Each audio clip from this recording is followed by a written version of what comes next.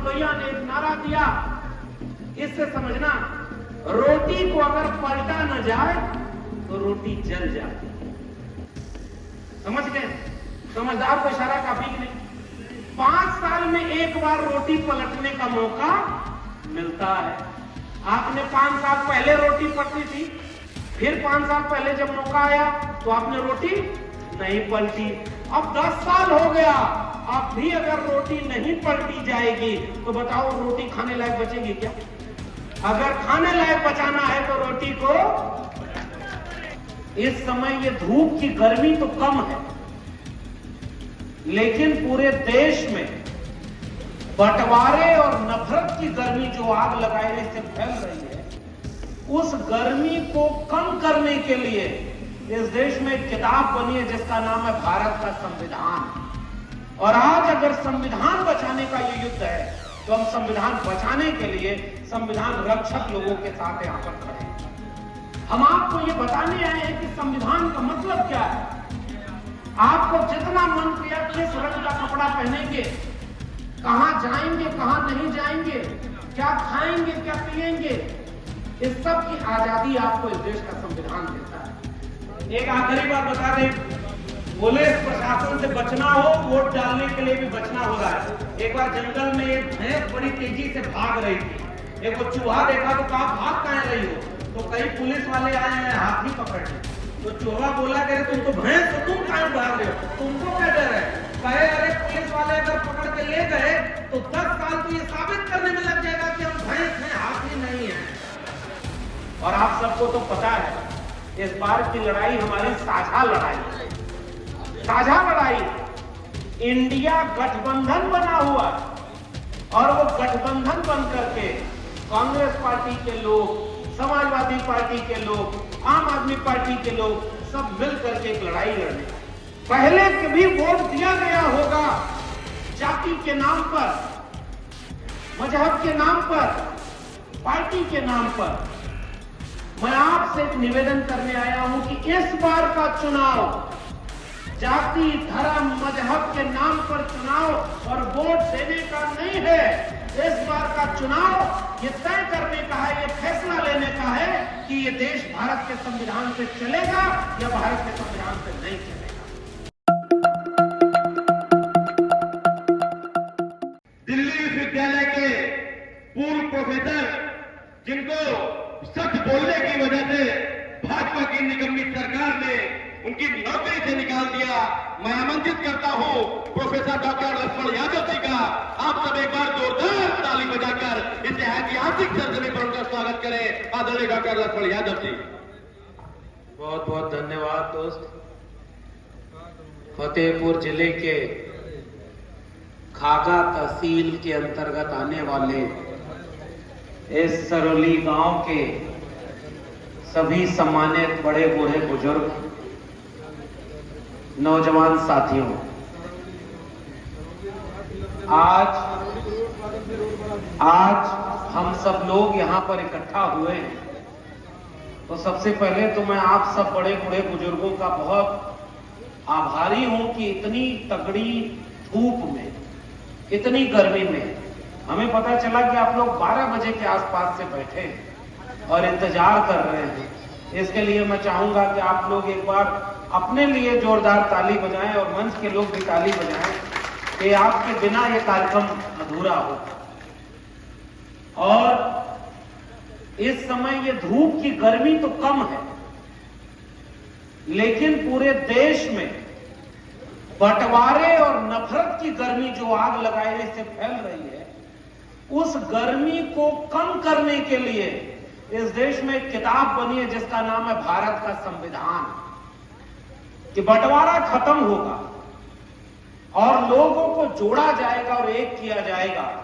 उस संविधान को बचाने का वक्त है और उसको बचाने के लिए हम आज आपके बीच में आए हैं। हमारा घर तो आजमगढ़ हुआ, इलाहाबाद यूनिवर्सिटी में पढ़ाई किया, फिर दिल्ली यूनिवर्सिटी चले गए, लेकिन आज जब लगा कि फैसले की घड़ी है, तो फैसले की घड़ी में जब जंग सामने हो तो लश्कर नहीं देखा जाता, जितना जिसके हाथ में हथियार है उसको लेकर के वो युद्ध के मैदान में खड़ा हो जाता है। और आज अगर संविधान बचाने का ये युद्ध है तो हम संविधान बचाने के लिए संविधान रक्षक लोगों के साथ यहां पर खड़े हैं। और ये जगह अभी यहां के आयोजकों ने बताया कि ये एक ऐतिहासिक इलाका है, ऐतिहासिक जमीन है। यहां की मिट्टी में बगावत है। पुराने लोग, जितने सम्मानित लोग बैठे हुए हैं, वो जानते होंगे कि इस जमीन की मिट्टी की तासीर क्या है। मैं जब यहां आ रहा था और हमारे दोस्तों ने परिचय देते हुए बताया कि ये जमीन ठाकुर दरियाव सिंह की जमीन है, जिन्होंने 1857 के विद्रोह में बगावत की थी। बगावत की थी कि ये अंग्रेज जो इस हमारी जमीन को गुलाम बनाए हुए हैं, इनकी गुलामी हम कबूल नहीं करेंगे। पता है ना आप लोगों को, ये तो आपकी जमीन, हम तो पढ़कर बोल रहे हैं, आप इस मिट्टी की तासीर को महसूस करके बोल रहे हैं। और पता ये चला कि अंग्रेजों से लड़ाई में उन्होंने कितनी कुर्बानी दी कि हम इस इलाके को गुलाम नहीं होने देंगे। बगावत में शामिल हुए और हमने जब इतिहास पढ़ा और देखा तो पता चला कि उन्हीं के कुछ लोग उन्हीं के खिलाफ बगावत कर गए और फिर उनको पकड़ लिया गया। ये कुर्बानी अगर इस जमीन की तासीर में है कि वो गुलाम होना नहीं चुनती है, तो मुझे खुशी है कि मैं उस जगह पर खड़ा हूं जो लोग गुलामी को नामंजूर करते हैं और मुक्त होकर के आजादी की लड़ाई लड़ने का काम करते हैं। अमर रहे, अमर रहे।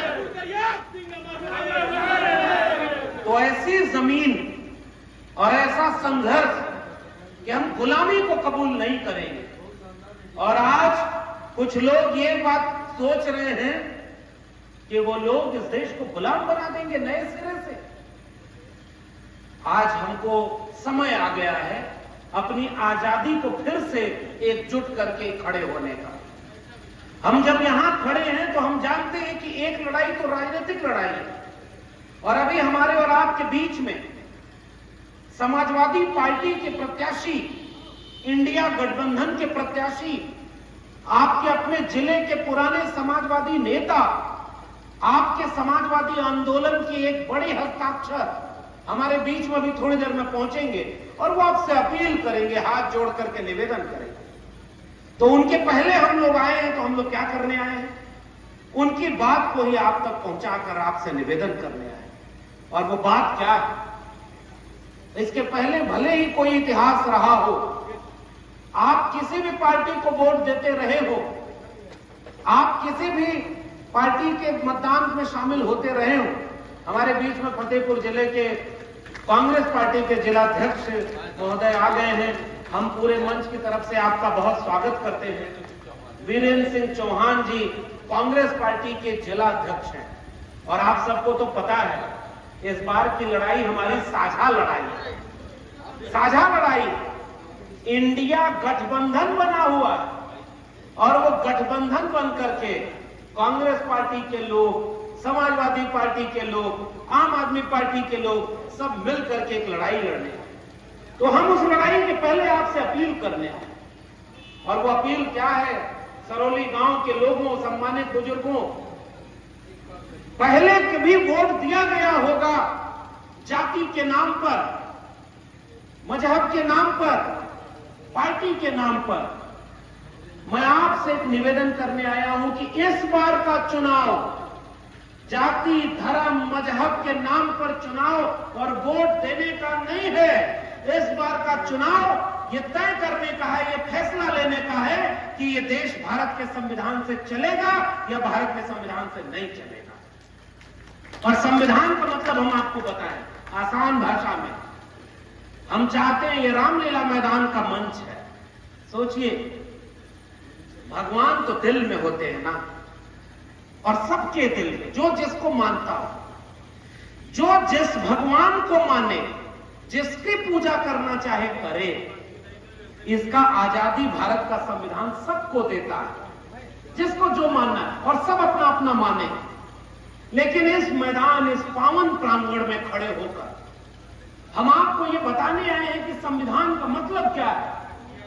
आपको जितना मन किया किस रंग का कपड़ा पहनेंगे, कहां जाएंगे, कहां नहीं जाएंगे, क्या खाएंगे, क्या पिएंगे, इस सब की आजादी आपको इस देश का संविधान देता है। मान लीजिए गांव के लोगों, सम्मानित लोगों, एक दिन एक फैसला आ जाए और गांव के इलाके में ये नागरिक लोगों को समझा दिया जाए कि आज से खाने में अब केवल खिचड़ी बनेगी।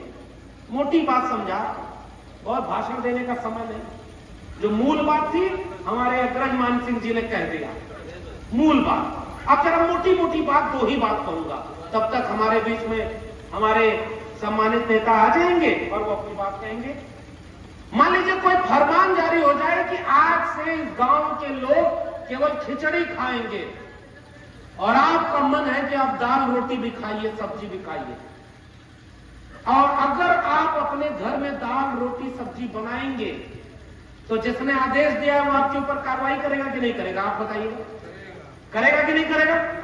और आप कहेंगे नहीं हम अपने मन का खाएंगे, तो वो कहेगा आपको अपने मन का करने का अधिकार, जो हुक्मनाम ने कह दिया, सरकार ने कह दिया वही मानो। आप कहेंगे नहीं मानेंगे, हमारा मन कर रहा है तरकारी रोटी खाने का, हम तरकारी रोटी खाएंगे, तो वो कहेगा अगर आप नियम तोड़ोगे तो हम आपको जेल में डाल देंगे। आप कहो नहीं तो लोगों को लगता है उनके रहने से क्या होता है।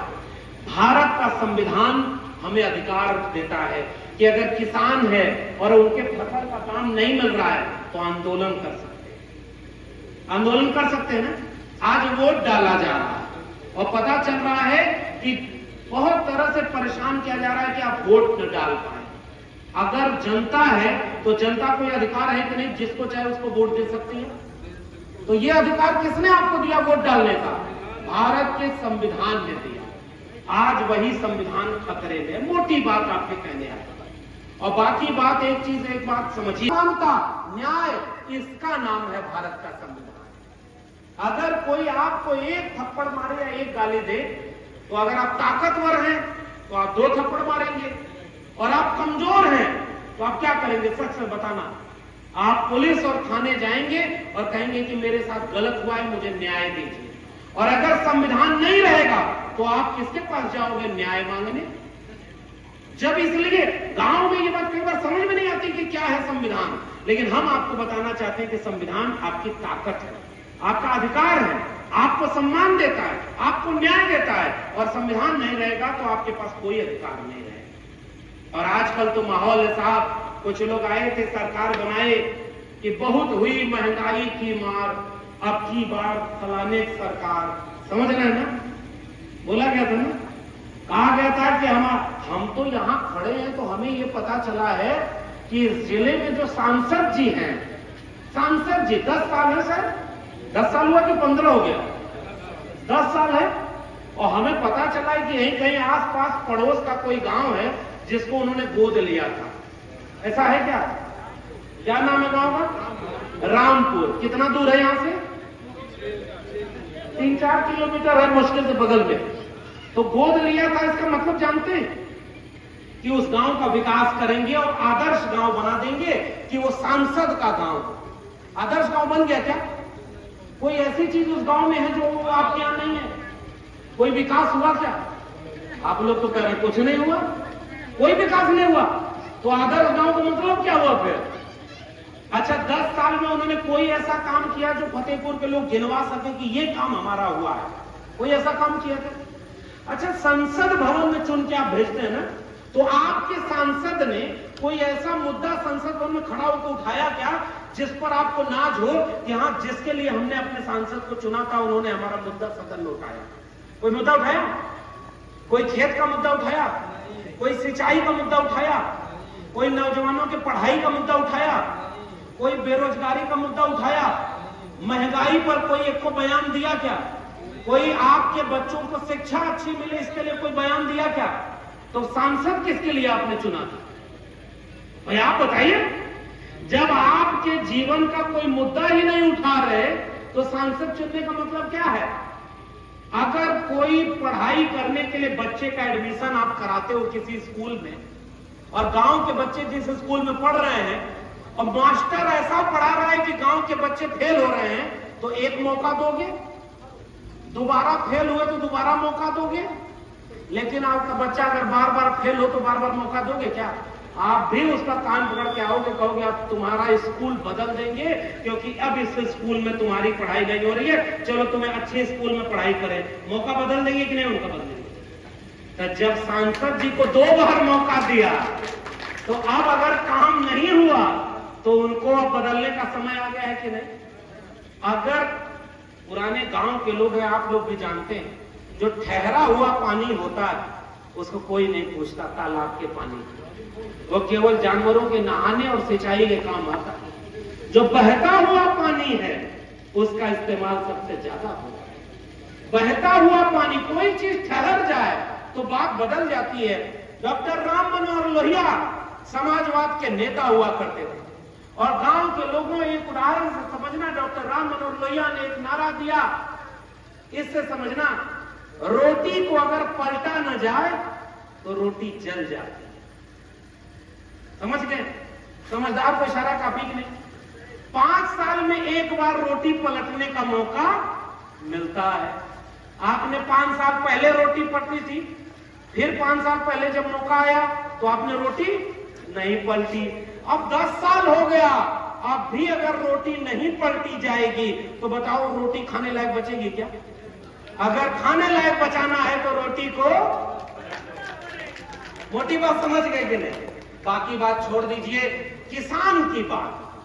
खेत में हमारे कमाई हो, खेत में सिंचाई हो, हमारी जेब में कमाई हो, हमारे बच्चों की पढ़ाई हो और बीमार के लिए दवाई हो और कम महंगाई हो और हमारे अन्याय पर सुनवाई हो, उसकी सरकार चुन देना।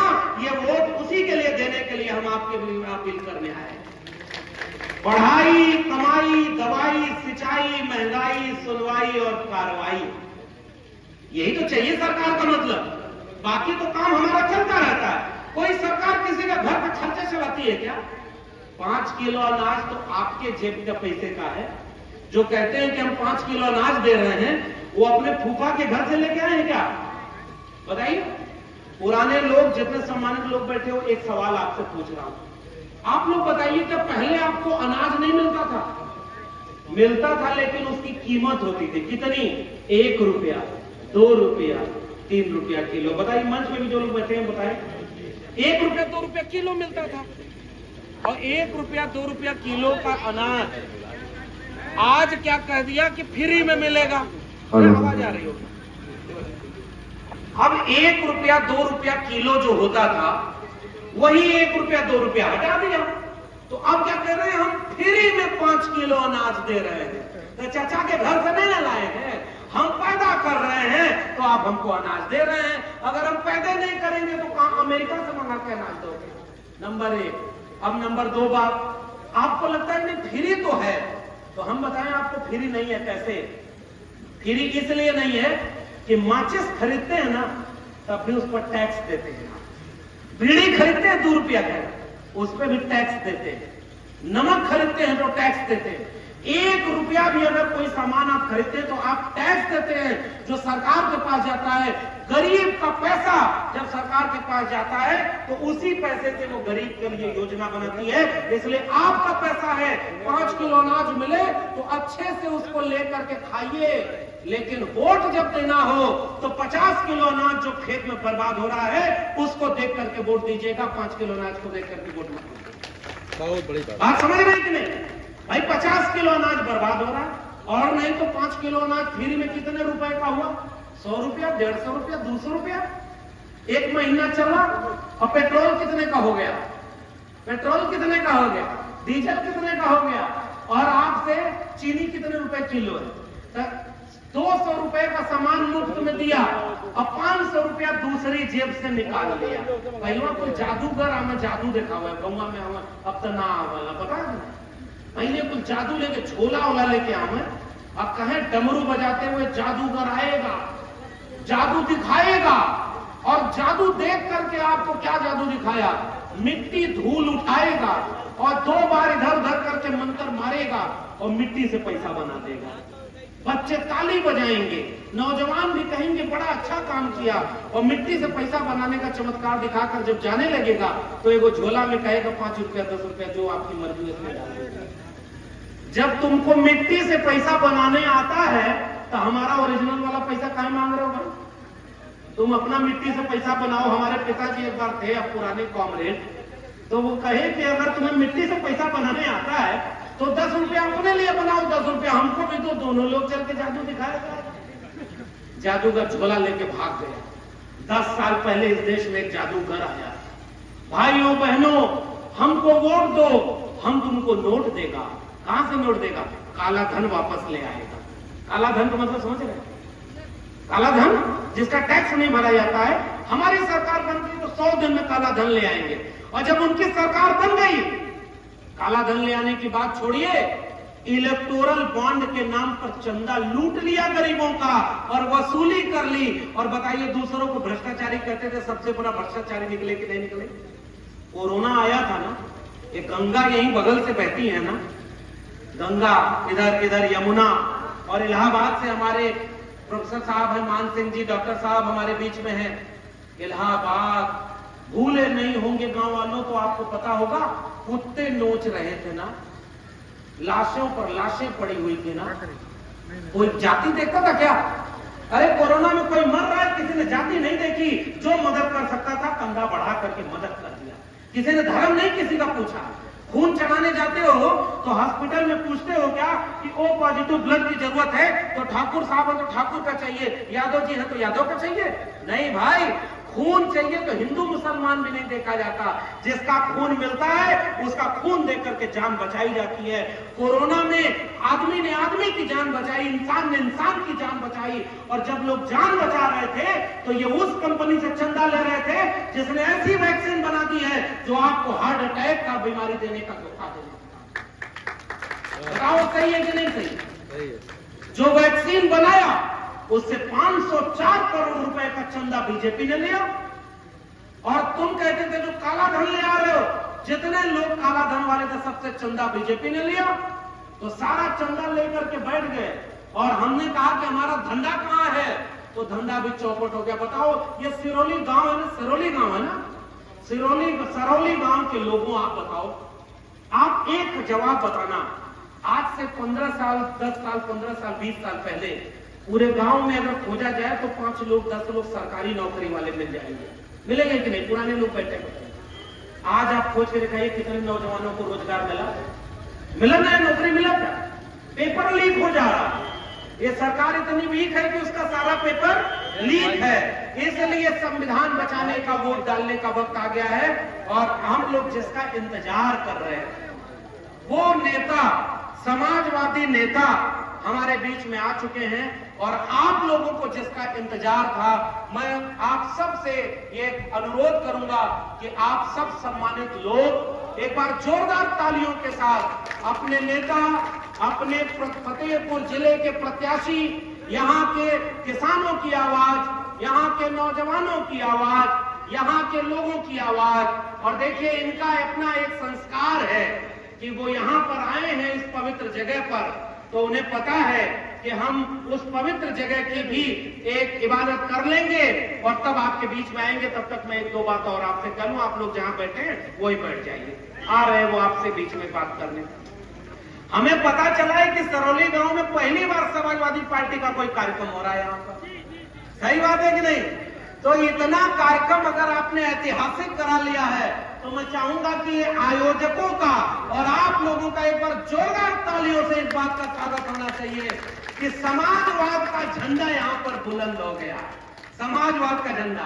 और देखिए, हमारे बड़े अच्छे मित्र और सांस्कृतिक प्रकोष्ठ जो है समाजवादी पार्टी का, भाई धर्मेंद्र सोलंकी आपके बीच में आ गए हैं और क्रांतिकारी आदमी है। इनका भी हम स्वागत करते हैं। हमारे तमाम लोग हैं, हम आप सबका स्वागत करते हैं। तो मोटा मोटी बात यही है, सरौली गांव के लोगों, अब मैं अपनी बात खत्म करूंगा। प्रत्याशी जी बोलेंगे, नरेश उत्तम पटेल जी बोलेंगे और धर्मेंद्र सोलंकी जी भी आए तो ये भी कुछ बोलेंगे।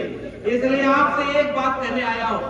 ये मोटी मोटी बात समझाया तो आप लोग समझ गए कि नहीं? पढ़ाई, कमाई, दवाई, सिंचाई, महंगाई, सुनवाई, इस पर वोट देंगे कि नहीं देंगे? चाचा बताएं आप। असली मुद्दा जनता का तो यही होना चाहिए। जनता का असली मुद्दा पढ़ाई होना चाहिए कि नहीं होना चाहिए? कमाई होना चाहिए कि नहीं होना चाहिए? सिंचाई होना चाहिए, दवाई होना चाहिए।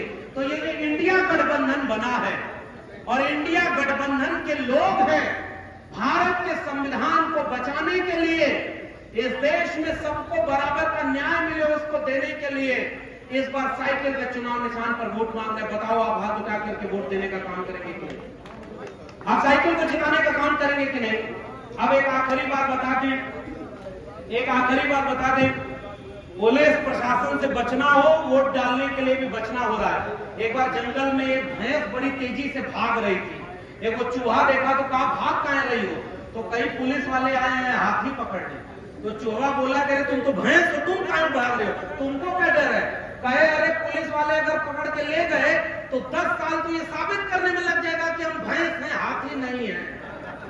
बाद में देखा तो अब वो चूहा भी उसी के साथ भाग रहा था। इसलिए सजग रहना क्या कि आपके बच्चों का भविष्य कोई लूट न ले। और मैं अब ज्यादा वक्त न लेकर के इंतजार जिनका हो रहा था, समाजवादी पार्टी के पूर्व प्रदेश अध्यक्ष रहे, समाजवादी आंदोलन के नेता और यहाँ के आपके सम्मानित प्रत्याशी आदरणीय नरेश उत्तम पटेल जी आ गए हैं। आप सब उनका जोरदार स्वागत करें।